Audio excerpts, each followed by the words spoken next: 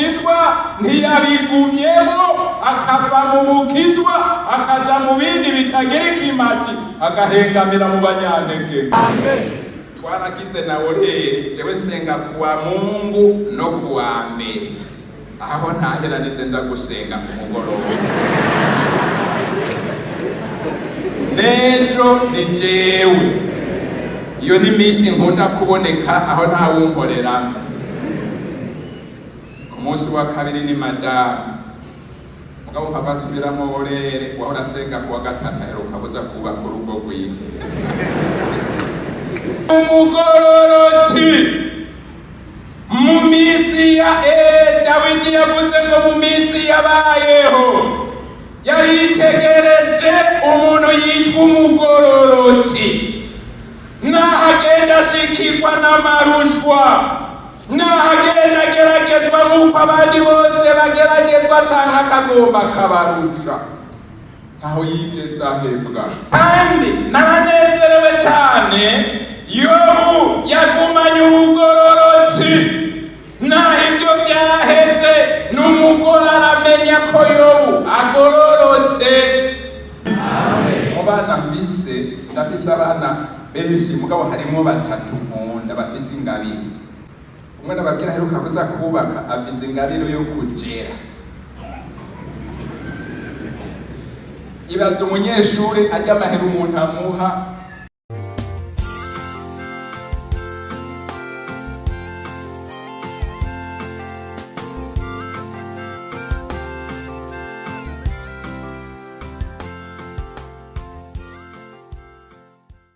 Mw'izina ry'umwami wacu Yesu Kristo.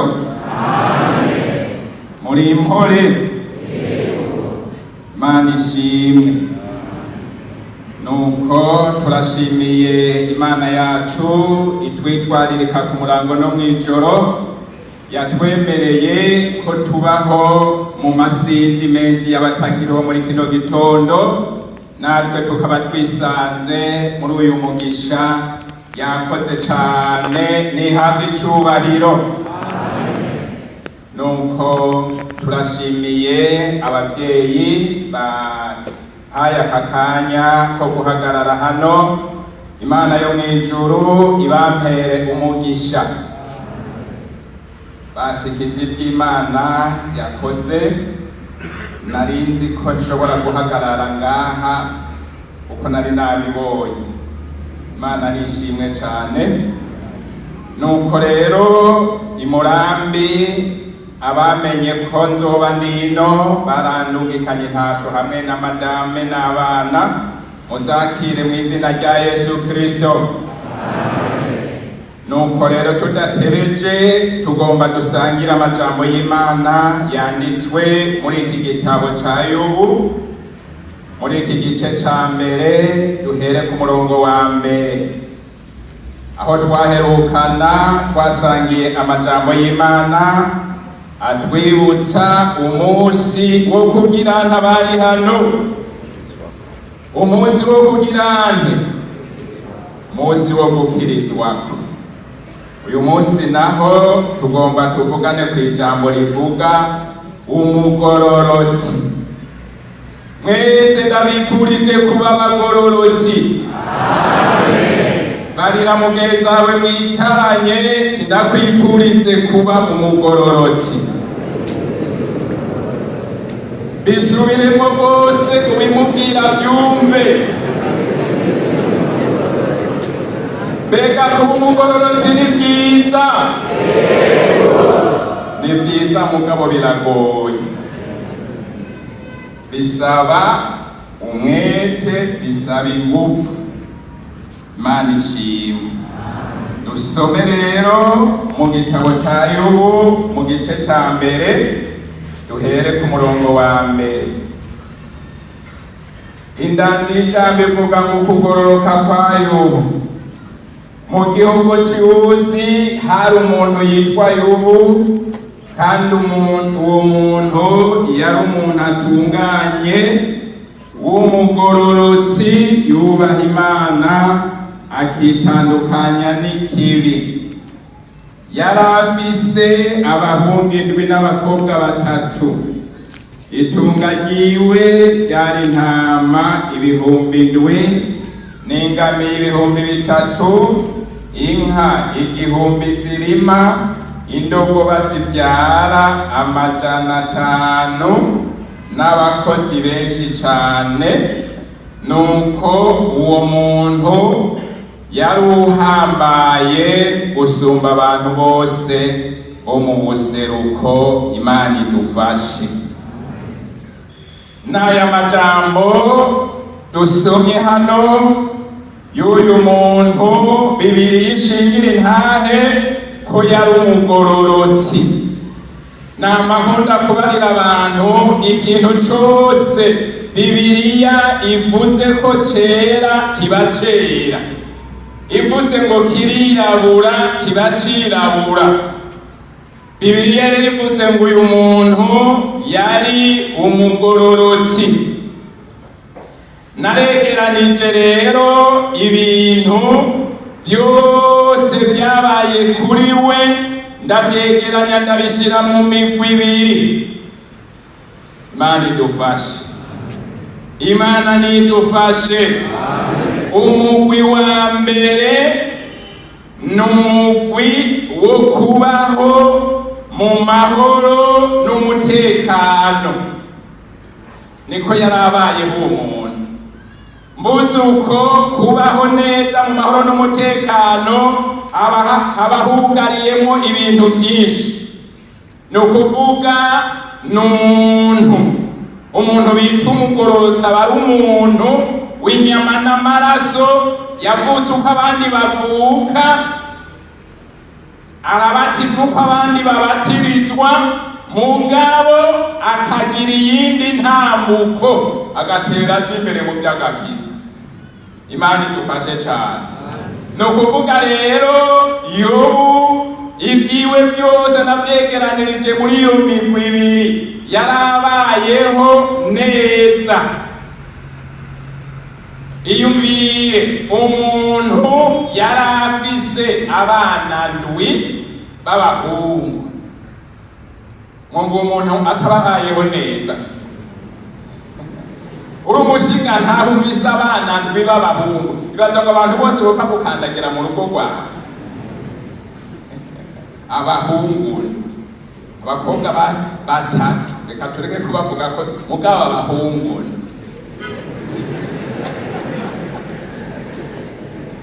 Yesu adufashe. Kandi Bibiliya ivuga ngo acagira ngo n'intama 7,000. Intama 7,000. Nibaza ngo ni nkeya. Kandi Bibiliya yavuze ngo n'ingamiya 3,000. Kandi Bibiliya yavuze ngo acagira n'inka zirima 1,000. Kandi Bibiliya yavuze ngo acagira n'indogoba zivyara 500. Bibiliya ikavuga ngo yari afise n'abantu benshi, uvuga babakozi. Imana idufashe. Imana idufashe. Ikigeretse kuri ibyo, Bibiliya ivuga ngo yari umuntu akomeye, ahambaye gusumba abantu bose bo mu buseruko bw'ico gihugu c'Uburundi. Mwumva yari yoroshe none? Mwumva yari yoroshe? Yarabayeho neza, yari umuntu ahambaye. Mugabo naho yari uyo nyene, ivyo bintu byose byatumye abirengera, arava mu bukristo, aratera iyindi ntambwe yo gutera aja imbere, arashika ku rwego rwo kwitwa umugororotsi. Vuge muti amen. Amen. Ntiyahagaze kuri ico cubahiro ngo jewe ndagahambaye ndasumba abantu bose bo mu buseruko. Oya, ivyo yabigize bito. Ntiyahagaze kuri ubu butunzi ngo avuge ngo jewe mfise inka nyinshi nyinshi canke intama nyinshi, oya ivyo yarabirengeye, aratera aja imbere, arunguruza, arava muri ivyo araja mu bindi vyo kuba umugororotsi. Imana idufashe, Imana idufashe. Arabirengera. Hari abantu batarengera ivyo bari, barabatizwe gusa, baritwa abakristo gusa, bagumaho nyene, ntibateye iyindi ntambwe ngo barengere ico bari. Hari abantu bagumye muri ivyo, bagumaho, ivyo birabanyoha, ntivyabatera kuja imbere, birababoha babigumamwo. Ndakwifurije gutera iyindi ntambwe, uve muri ibi, aho bizodushikana. Igifise ikimazi nuko dutera intambwe tukaba abagororotsi. Kuba pasitori ni kimwe, birasaba ko ntera intambwe nkaja imbere nkaba umupasitori w'umugororotsi, no kuba umukristo w'umugororotsi. Ivyo nivyo bifise ikimazi gusumba ibindi vyose. Imana idufashe, Imana nidufashe. Bibiliya yavuze ngo mu vyo negeranije rero uwo mugwi w'ivyo bintu byose yarabayemo arabirengera, aguma ari umugororotsi. Kandi ivyo Imana yarabibonye ko yagumye agororotse, ico gituma yabishingiye intahe igihe Satani yaza. Imana idufashe cyane, Imana nidufashe. Ndakwifurije kuguma uri umugororotsi. Hari igihe umuntu aba ahantu ugasanga kuba umukizwa vyamuteye isoni, ugasanga kuba umukizwa ntiyabigumyemo, akava mu bukizwa akaja mu bindi bitagira ikimazi, agahengamira mu banyantege. Guma mu gakiza, witwa umugororotsi. Kwitwa umugororotsi rero ntivyizana, birarondegwa. Twese turi abakristo, ni izina rusangi, twese twitwa abakristo, n'aba bose turibo. Mugabo kwitwa umugororotsi si izina rusangi. Muriko muravyumva? Ni izina umuntu ahabwa kuko yarikoreye, kuko yarirondeye. Ni nka kurya kw'abasoda. Abasoda ni benshi, izina rusangi n'abasoda siko none. Mugabo hariho itandukaniro ry'abasoda bivanye n'ico bamaze. Imana nidufashe. Natwebwe nuko tuzitwira izina kuko twarwanye. Ijambo ry'Imana twumvise ryavuze ngo ibigwanishwa vy'umukristo. Iyo umuntu amaze kubatirizwa, haragera ko afata ibigwanishwa kuko abagiye mu ntambara. Urya mwazi twacitse aradukwirikirana kugira ngo dusubize muri bimwe twavamo. Nico gituma utegerezwa kwambara ibigwanishwa byose vy'Imana itanga kugira ngo ushobore kurengera ivy'umubiri ugomba. Hariho abantu usanga bahagarara ku cubahiro, ubu yarabirengeye. None umuntu yavuga mu buseruko, muri kumuravyumva, yasumba abandi bose. Hari uw'Imana ko nta giti Imana imudodesheje akamukuru wa korali ngo jewe uyu. Abaririmbyi bamugora akabatera ikaye, eka bari bagiye kuri umukozi. Imana idufashe, Imana nidufashe. Nyumba kumi bavuze ngo ubaye umuntu usumba abantu bo muri kariti, ugasanga umuntu ivyo biciye mutera kugara ngo abe munini, ahubwo nibigutere gukizwa. Amen, amen, amen. Je basengeye kuba mwarimu, nasanze umuvuga butumwa bampaye gukora, gacambarira ngo nyene ngo jewe nzora nigisha kuwa kane. nyene akigisha kuwa Mungu no kuwa gatandatu kuko ari responsable. Yesu adufashe. Ivyo biramunyoha bimutwara ahantu. None kuba responsable bizotuma umuntu aja mw'ijuru.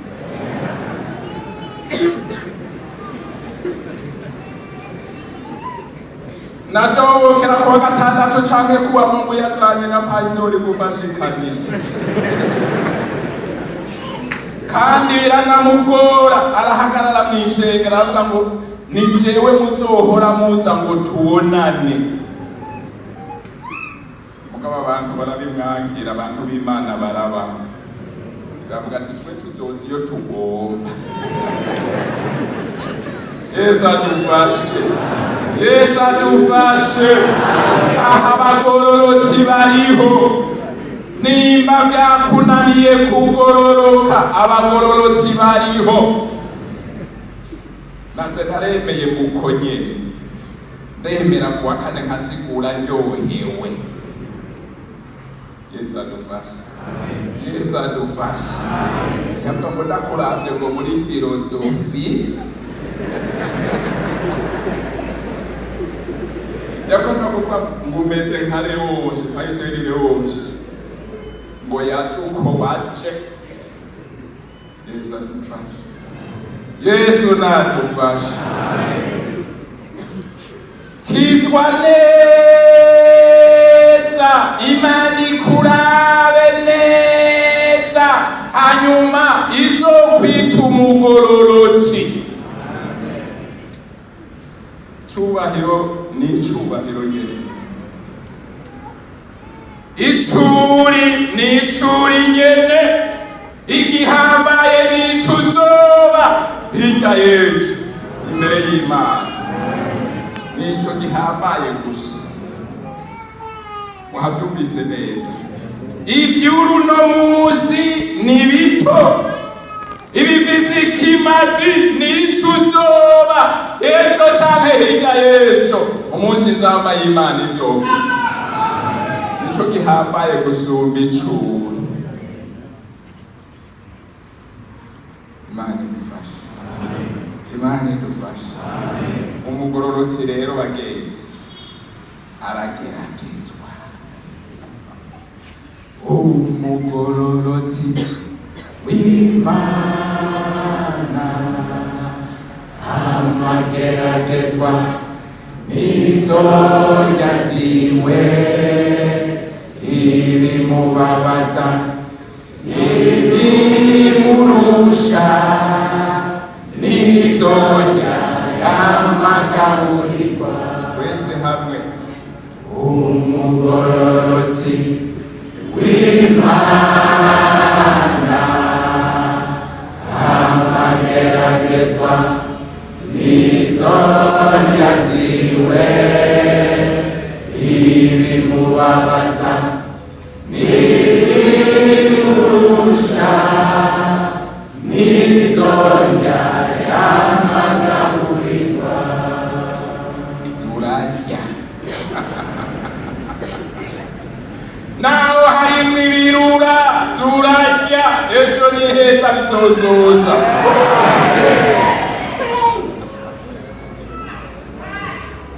Yobu yarabaye muri vyararyoherwa bigororokamwo,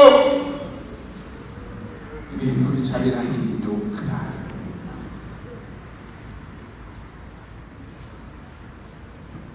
Mu kugira kabiri nongera ndegeranya muri uwo mukugira kabiri umugwi wo kubaho nabi mu mageragezwa.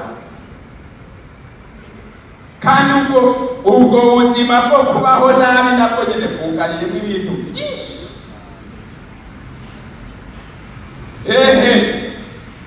Agize atya aza yumva babana bose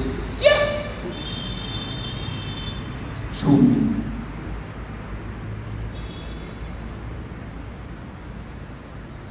Ijambo yakumashima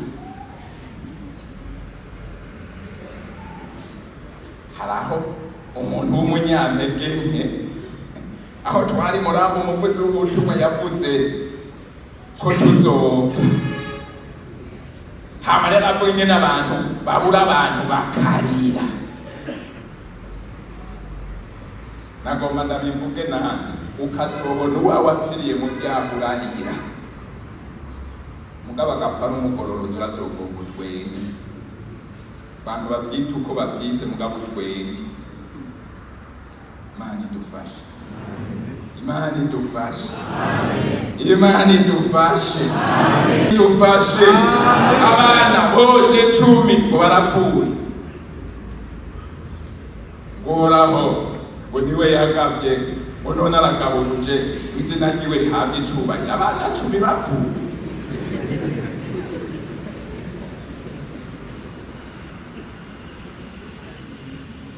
Agumara umugororotsi 10 bapfuye. Zankana zangamiya bya bintu byose azayumva byose byaheze. Aha mbere ni jewe ndokoteje kubikubwira byose vye.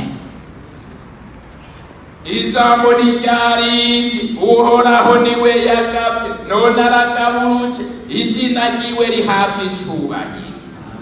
Inka n'intama n'indogoba n'ibintu byose n'abantu byapfuye Imana ihabwa icubahiro. Aguma gororotse. Imana idufashe, Imana idufashe. Reka wagumye ugororotse.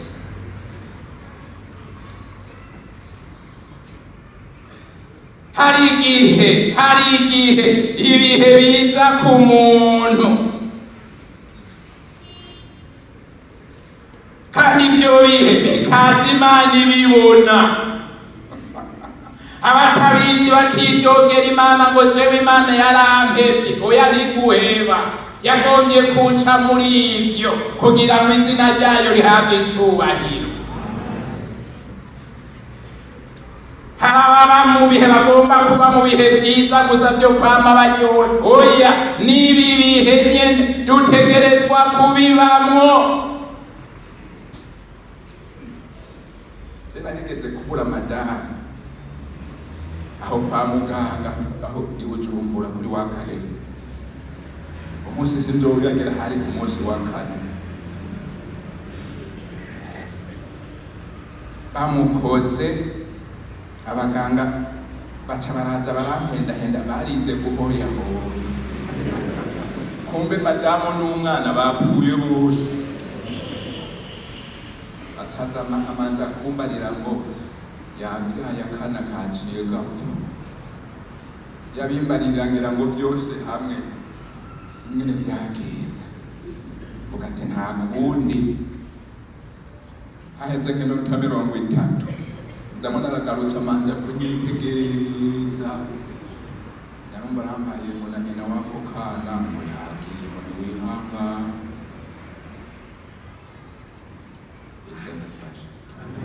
Mu mutwezi wo kuwa gatanu ndiko ndasenga niyumviye ingene bizogenda ico gihe nari mwarimu. Nanje abo bana nari mfise abana 3 ndiko niyumvira ingene bazomera ingene bizogenda.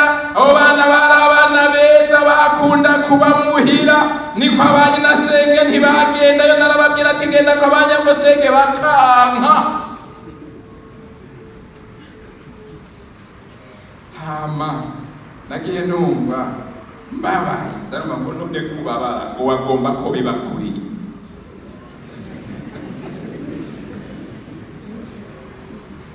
Imana idufashe, Imana idufashe. Kubabara wagomba ko bibakurinde no.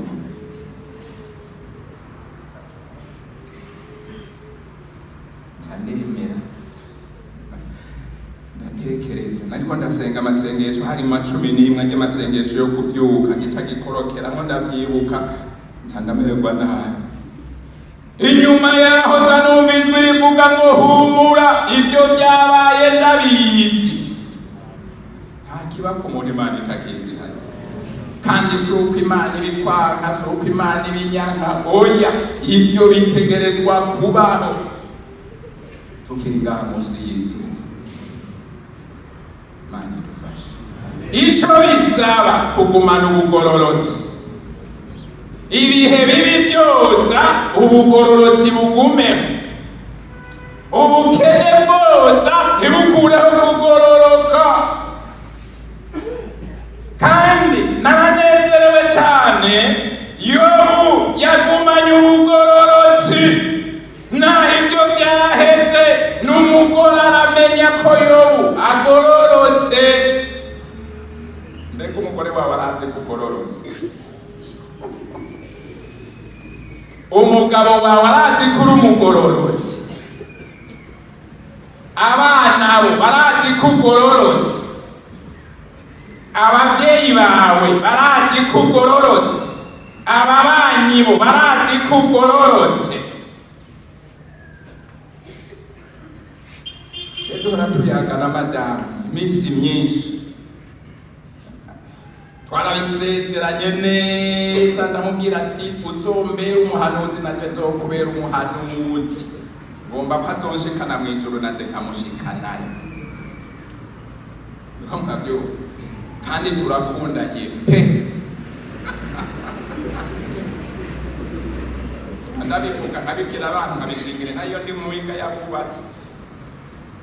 Niko muravyumva, tukavugana neza ukuri, nkamubwira ati ikintu cyose uzombona ko kitari ciza uzompanure.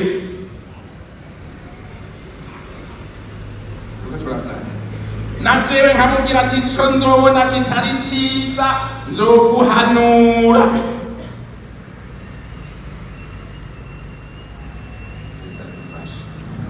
Yesu nadufashe.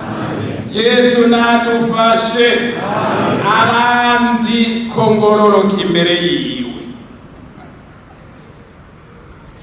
Nimbabaze nkazimusaba isanga muri iri yinga tumaranye. Ikitagenze neza cose umbabarire.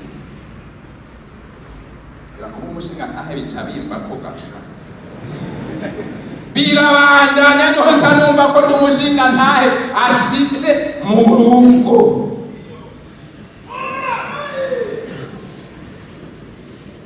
Ngo muravyumva, nkicara neza ku gatebe mu rugo rwanje nkumva ko nsize ubwoba kuko madamu atanyagiriza ikibi. Amen. Amen. Amen. Twaragize nawe rero jewe nsenga kuwa Mungu no kuwa mbere. Aho ntahera nije nza gusenga ku mugoroba. Nejo ni jewe. Iyo ni misi nkunda kuboneka aho nta wumporera. Ku munsi wa kabiri ni madamu. Mugabo nkava nsubiramo orere wahora asenga kuwa gatatu aheruka buza kubaka urugo rwiwe. Yesu adufashe. Nuko bigenda mu rugo tugasengera hamwe twese. Imana idufashe. Yobu umugore yarazi ko agororotse muri bya bindi byose byagiye biba. Mukayo yarumviriza ko hari ijambo ribi yo bavuga, akumva yo bavuga neza. Mbere Bibiliya ivuga ngo umunsi urizina n'umubiri wiwe wose wafashwe. Arateba musaga ahantu ari ku gikuburiro yiyagaza n'urujo. Aramudondagurira ibintu byose byahetse, acara agashika ko ngo mbega n'ubu uracakomeje kwa kugororoka. Hatanirasi ugitanga utakinyambika. Zakunda bangororotse. Bibiliya ngo munyaruke kumva mutebe kugirana. Shura. Ubamanza ari yumvira. Umuntu wese ari munsi y'izuba asa n'umuntu ari mu ntambara. Ko yabivuze. Saravuga ati mbe mumfashe. Twoyama turyoherwa gusa mu kiganza c'Imana ntitwoyakira n'ibi navyo. Ahubwo urantangaje, ungize nk'umwe mu bagore b'ibipfapfa. Imana nidufashe. Ntiyavuze ngo ko ngeza aha ngo yigeze kure ntayitayigeri haye, oya ntabikani ibice y'ubuyapfutse. Yagumanye ubugororotsi. Ntiyahagaze ngo nuko ari umugabo ngo avuge ngo subiramo ngo uvuze wiki. Yagumanye ubugororotsi. Imana nidufashe. Imana nidufashe. Yobu yagumye agororotse, ibyo byose byamubayeko by'amagongo Imana iraraba isanga Yobu yagumye agororotse ahagaze nk'ati. Amen. Amen. Nta byamuteye kuja iburyo canke ibumoso, nta byamuteye kuja inyuma, byamuteye gutera aja imbere, aharanira kuguma agororotse. Ndakwipfurije kugumutera uja imbere, urwanira ubugororotsi. Naho ubukene buriho, naho kugwara biriho, naho ivyo biriho, tera uja imbere, ntuve mu bugororotsi. Ejo ni heza. Dusome turaha umugororotsi. Zaburi ya 37.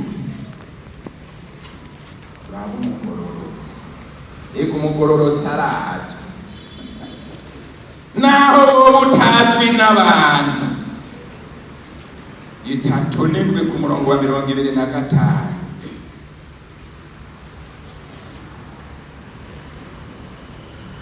Zaburi ya 37 murongo wa 25.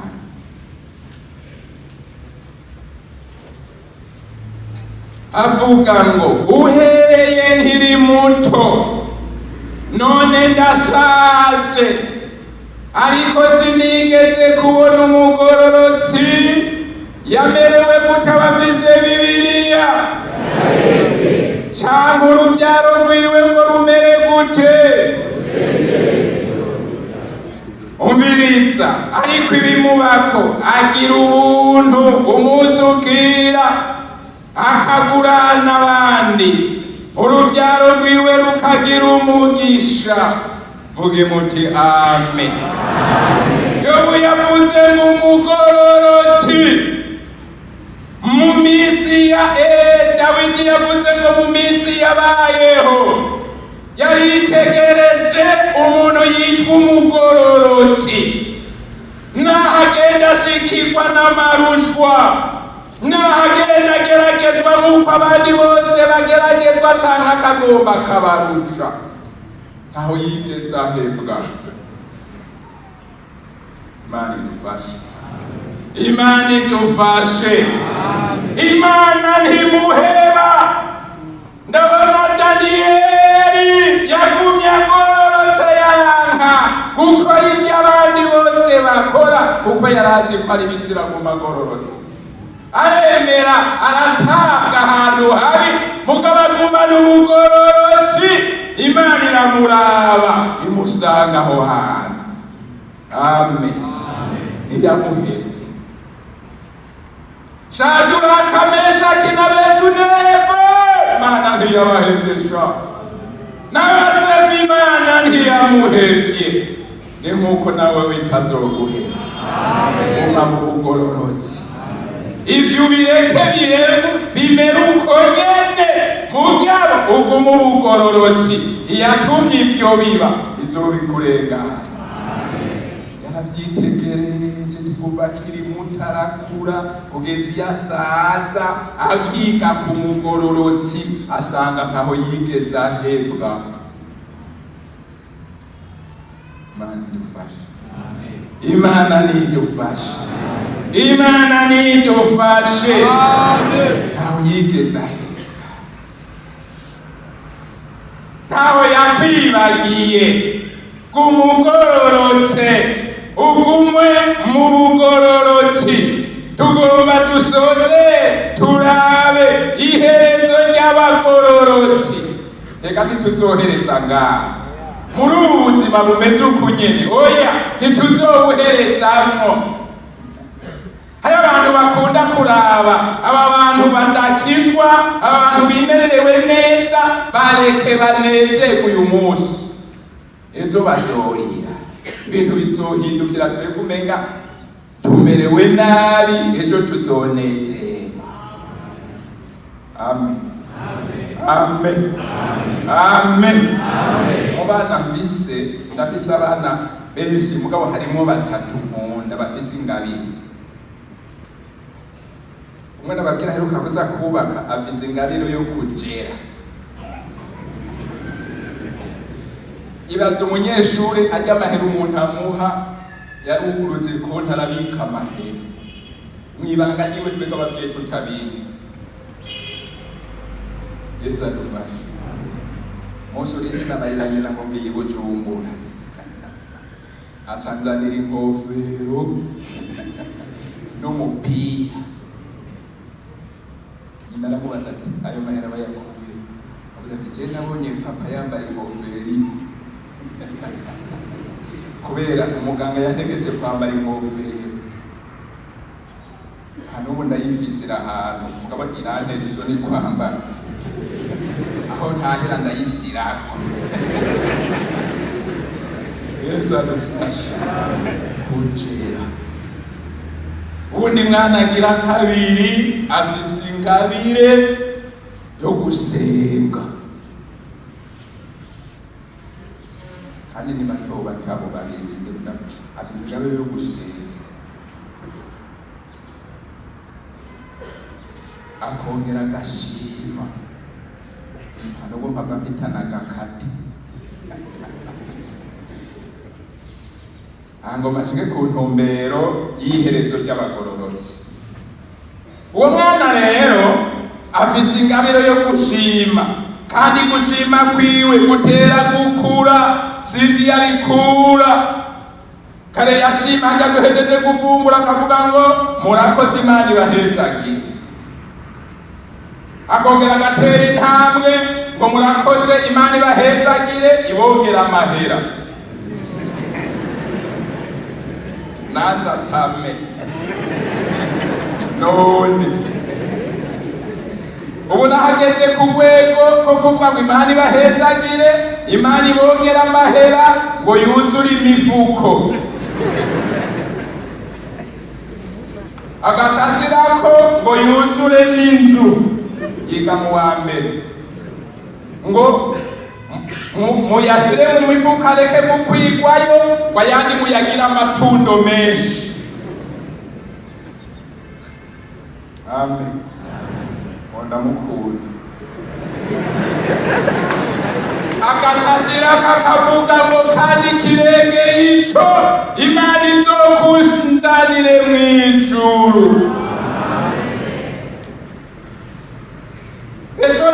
Ejo budaruka kukaminuka, agacavuga ngo kandi si wewe wenyene, twese abari ino muri ino nzu Imana izotujane mw'ijuru. Omwana ndamukunda sha. Igiherezo ry'abagororotsi saha,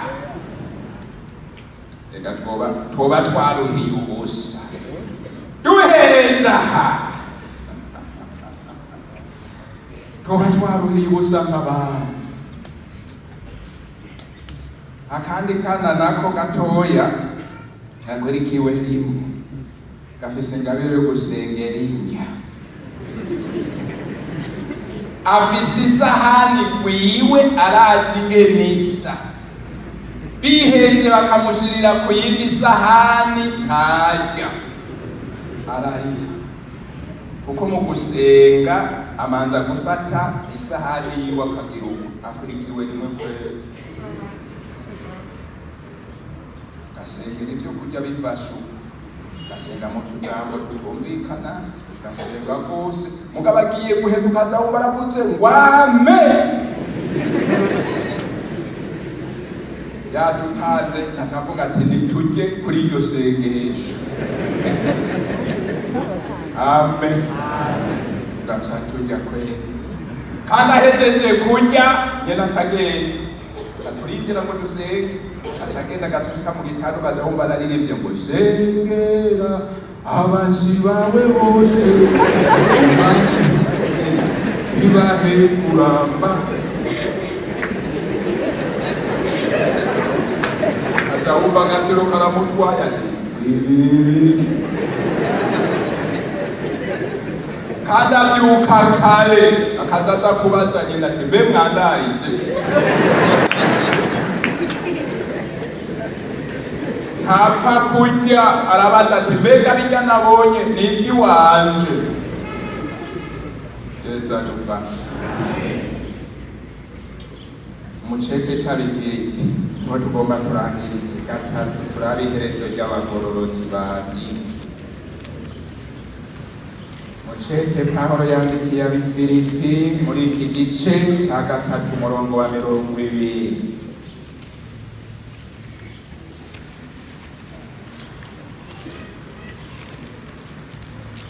Avuga ngo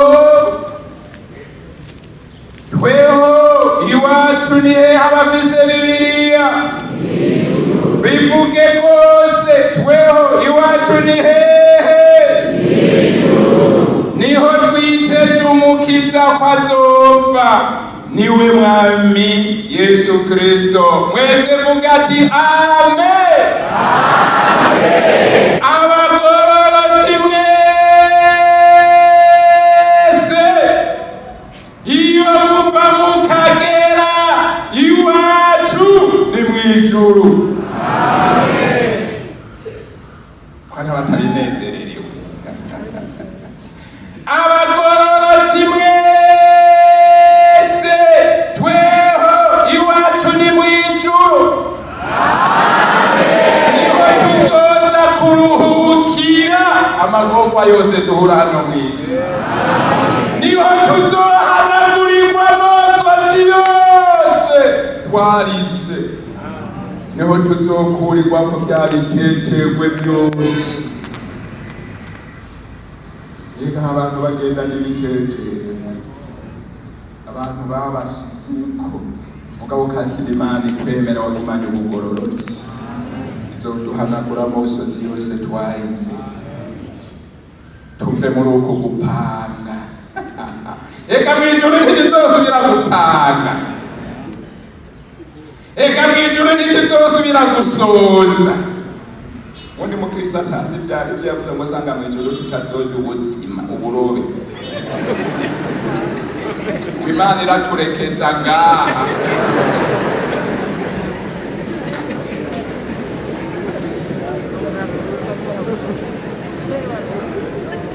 Umwe turya umuntu akamererwa nabi, eka mwijuru tuzobaho neza turira ifyeri tutarira gusonza, ko Bibiliya ivuga ngo tuzorya amanu yagizene yanyegerezwe bande abagororotsi. No musi y'izuba turya kuko dushonje, mugabo mwijuru tuzorya turira iki? Imana idufashe. Nivyo kurya no kuririmba gusa nivyo tuzokora mwijuru, none ivyo biraruhisha. Kurya no kugirana bisubiremwo basha, kurya no kugirana eka kurya biraryoha. Tuzorya turirimba, tuzorya turirimba, tuzorya turirimba, tutagwara tutagwaza tutapanga, tugwaho neza. Atawe uzovuga ngo harageze kundiha, ako kantu karababaza, utagira na rumwe. Ngo mbega kugiye watanze irasiyo, ako karababaza, utagira na rumwe. Mbega kugiye utampaye minerevare, tuzoba tubisezeye.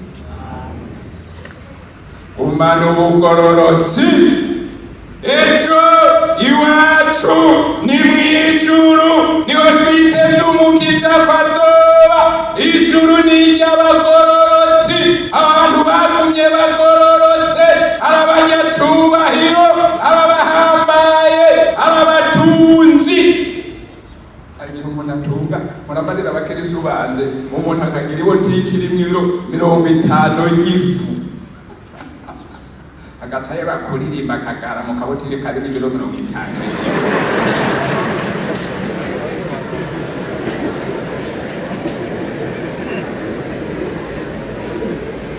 N'abafise ibintu byuzuye n'urusengero bakizwa bakaguma bagororotse.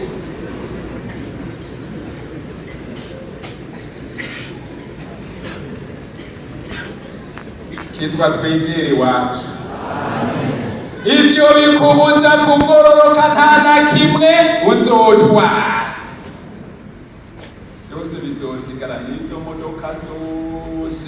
Ubundi muntu mwaheruka kumbaza ngo mbega mumaze imyaka ingahe mu bubwiriza bw'Imurambi? Ndamubera ngo nta modoka uragura. Nzoba ndagura. Ikidazi singa no kugororoka. Yesu adufasha. Naho Yesu yoza ntarayironka nico vyotwara, kugira nizo muzogendamwo mwijuru. Muzogenda mwijuru kuko mwagororotse, kuko izo zose ahasi nziza harimo izazananye ahandi hantu. Aho yariko arankebura ngo nibe muri modoka zotembere mu manga. Ubundi yambariye intaraba pasore ngo wisinze gutuna ngaha. Abandi bo mu yandi madini ngo wisinze gutuna ngo barabukumaranye. Nanze navuze ati ubu ndaciye ku rutonde uragasha.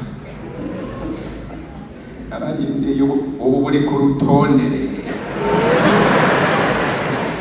Amen. Amen.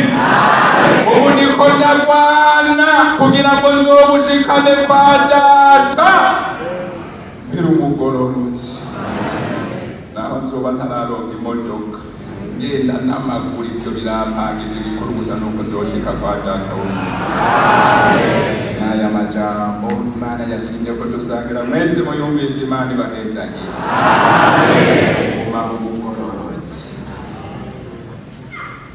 Tugomba dusengera umuntu yumva, jewe muri amahirwe, bya bindi mvuze ubuhiga ucumenya, bya bindi byo kubaho neza. Warabaye umugororotsi muri birya nyene, ntaho byakugize uwibona ukamenga usumba abandi bose.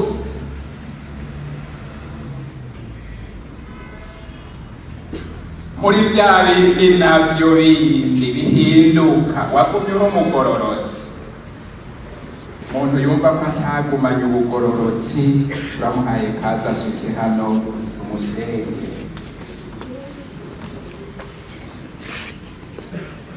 Umuntu yumva ko atagororotsi imbere y'Imana. Umuntu yumva ati jewe sinagororotse ku kazi, sinagororotse kw'ishure, sinagororotse mu bikorwa by'Imana, sinagororotse muri bya bihe by'ubukene, sinagororotse muri ya nzara, sinagororotse. Umuntu yumvise ko atagororotse imbere y'Imana, shike hano tumusenge. Sinagororotse mu rugo, ego umuntu araba nabi ntagororoke mu rugo. Sinagororotse imbere y'abavyeyi, sinagororotse. Aho wagora manzi utabaye umugororotsi, ingo ufashe. Dusabe umwungere wa mbere w'ishengero abasenge. dusabe umushitsi Pastor Lazaro mushika hano musenga Imana, murasubira kumufasha musenga Imana, mubasenge.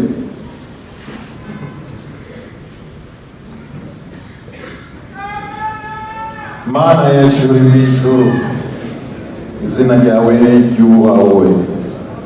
Turagushimiye kuko uri Imana nyamana, uzi ibyo abandi batazi, ubona ibyo abandi batabona, umenya umuntu ahari n'ivyarimo, umenya ibizwi na bose n'ibitazwi na bose.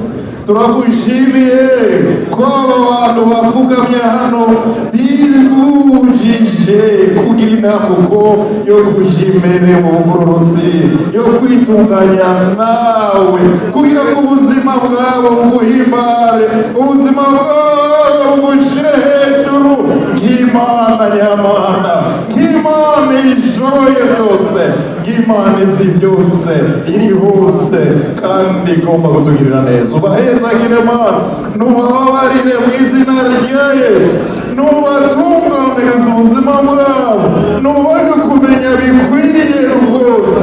Nuko twese Mana turabigusabye byo ngo ukugoroka kwacu gutere imbere, ishengero ryawe rikomere mu kugororoka.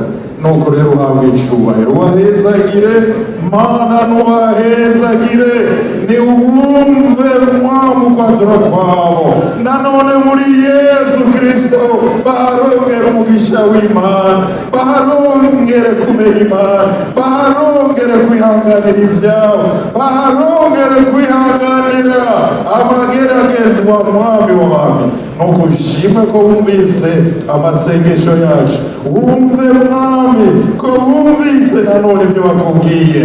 Nuko ushimwe, uhawe icubahiro muri byose ubu nanone kandi no gushika ibihe byose. Turakunezererewe ku byo tubwiye Mwami, kandi turagushimiye ko no muri izi ntambuko zije imbere uzobana natwe ibihe byose. Ni mu izina rya Yesu Kristo umucunguzi wacu tubisabye, amen. Mwami ashishikare kubafasha, mubafashe ntimushoke mubarega, n'ubu dusabe bawase.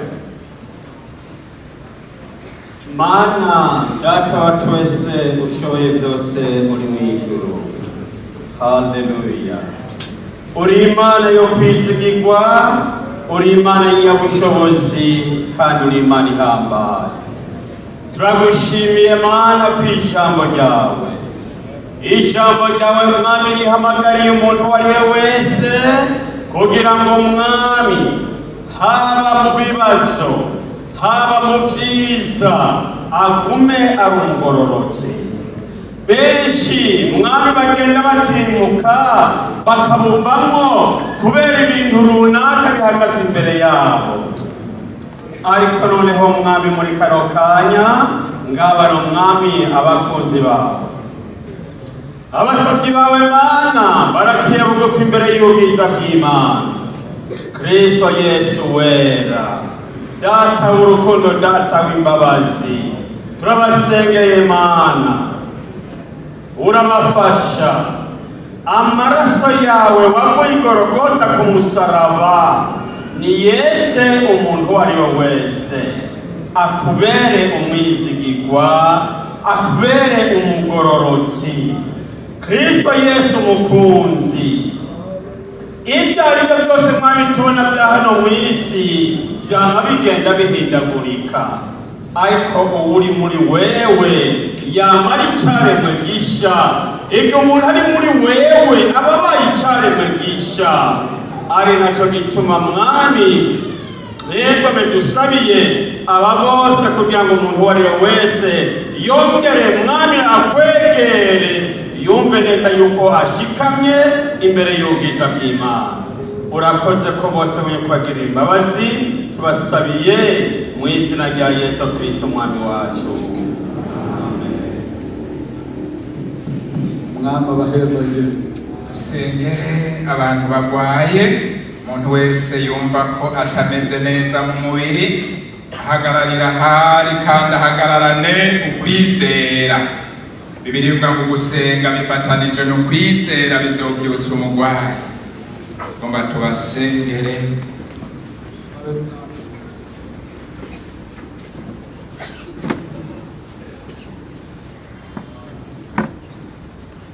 Mana data wa twese uri mu ijuru, uhabwa icubahiro ishimwe. Turadukije ibiganza by'amashimwe mwami, urakoze ku ngaburo y'ijambo ryawe twakiriye. Uyu mwanya mwami turasengeye aba bantu bose bahagurutse, aba bantu bose barafise imitwaro kandi baremereye. Kristo Yesu wavuze ngo nimuze kuri jewe mwese abananiwe n'abaremerewe ndabaruhura. Turasenze rero Kristo Yesu, aba bantu bose bahagurutse imbere y'inyonga zawe, turasenze Mana yo mu ijuru ngo batabarwe, turasenze ngo barwaye bakire. Ijambo ryawe riravyemeza ko gusenga gufatanije no kwizera kuzokiza umuntu arwaye. Turabasengeye rero bagize uko kwizera, natwe turabasengeye muri uko kwizera. Mana yo mu ijuru, turasenze n'abahagarariye ababo batashoboye gushika hano, nabo bibashike ko mwami. Urakoze, turagushima ko wumva kandi ko wishura. Tubisenze mu kwizera mu izina rya Kristo Yesu mwami wacu, amen. Yesu abumvise aya majambo, Imana yo mw'ijuru ibahe umugisha. Namwe abasengewe mugwaye bibabere nk'uko mubyizeye.